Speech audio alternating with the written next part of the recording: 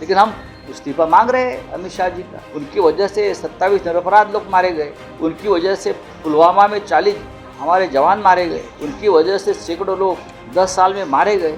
तो गृह मंत्री को नैतिक अधिकार नहीं है अपने पद पर रहने का। आपको मालूम होगा शिवराज पाटिल गृह मंत्री थे, उनका इस्तीफा लिया और हमने मांग की थी अपोजिशन। 26/11 के अटैक के बाद आर पाटिल यहाँ के गृह मंत्री का इस्तीफा लिया। 3 महीने चला हिंदी में बोलिए। हिंदी में जानना चाहेंगे, ऑपरेशन ब्लू स्टार को लेकर राहुल गांधी का एक बड़ा बयान आया है। उन्होंने कहा कि 1984 में जो घटना हुई थी उसके लिए कांग्रेस की जो गलतियां हुई है उसको हम मानने के लिए तैयार है। उन्होंने ये भी कहा आगे ज्वाइन करते हुए कि उस समय जो है हम राजनीति में नहीं थे, हालांकि गलतियां हुई है। राहुल गांधी जी एक साफ सुथरे दिल के राजनेता है, वो अपनी गलती मान लेते हैं, हमने देखा है। ऐसे नेता राजनीति में देश के हैं, हमारा भाग्य है। जिस ऑपरेशन ब्लू स्टार के बाद इस देश में हमने एक प्रधानमंत्री को खोया है, आर्मी के जनरल को खोया है, लेकिन वो उस वक्त की ज़रूरत थी। लेकिन राहुल जी ने आज ये बात स्वीकार की कि गलती थी, मैं राजनीति में नहीं था। गलती मानना राजनीति में ये बड़ी बात है, बड़ी दिल की बात है। और हमारे प्रधानमंत्री मोदी जी और गृह मंत्री अमित शाह जी ने ये बात राहुल जी से सीखनी चाहिए कि गलती माननी चाहिए और आगे जाना चाहिए। राहुल जी ने करके दिखाया है। राजनाथ सिंह का एक बयान आया है, डिफेंस मिनिस्टर है वो, उनका एक बयान आया है कि दुश्मनों जो कश्मीर में हमला हुआ है उसके बाद दुश्मनों को उन्हीं की स्टाइल में जवाब दिया जाएगा। 14 दिन इस घटना को बीत चुके हैं लगभग, लेकिन सरकार 13वीं हो गई ना, कल 13वीं हो गई है और हम लोग इंतज़ार कर रहे हैं कि कब करारा जवाब दिया जाएगा। देश चाहता है कि करारा जवाब मिले।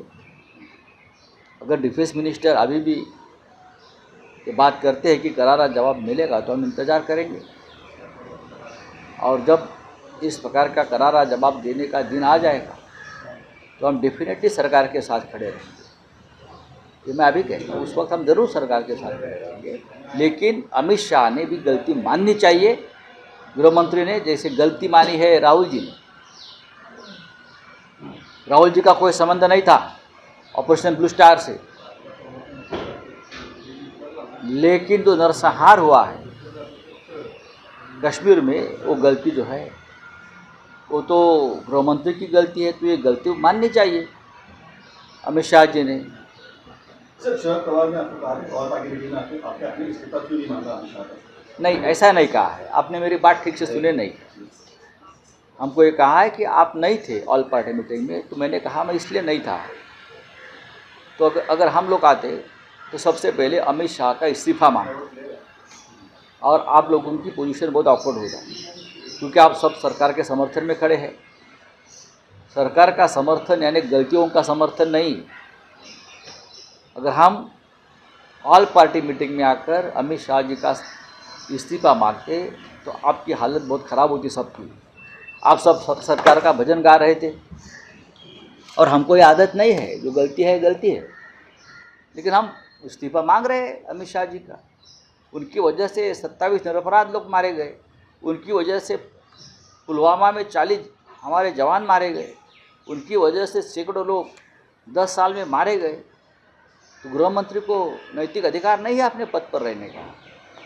आपको मालूम होगा शिवराज पाटिल गृह मंत्री थे, उनका इस्तीफा लिया और हमने मांग की थी अपोजिशन। 26/11 के अटैक के बाद आर पाटिल यहाँ के गृह मंत्री का इस्तीफा लिया था, यहाँ के मुख्यमंत्री विलासराव देशमुख का इस्तीफा लिया था। तो अमित शाह जी क्या है? अमित शाह जी क्या है ये मेरे किताब में आपको पता चलेगा। राहुल साहब, आप जिस तरह से गृहमंत्री अमित शाह के इस्तीफे की, अमित शाह जी क्या है ये मेरे किताब में आपको पता चलेगा, आप पढ़ लीजिए। राहुल साहब, आप जिस तरह से अमित शाह के इस्तीफे की मांग कर रहे हैं, आने वाले सत्र में संसद में आप ये मांग रखेंगे? संसद में भी रखेंगे, अगर हिम्मत है कश्मीर पर चर्चा करने की संसद में तो ज़रूर मांगेंगे।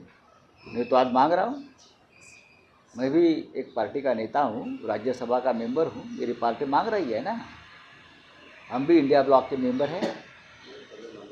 चलिए, थैंक यू। सर, शिवसेना के 7 तारीख को क्या 17 को? सर सुनवाई है 7 अरे होने दो।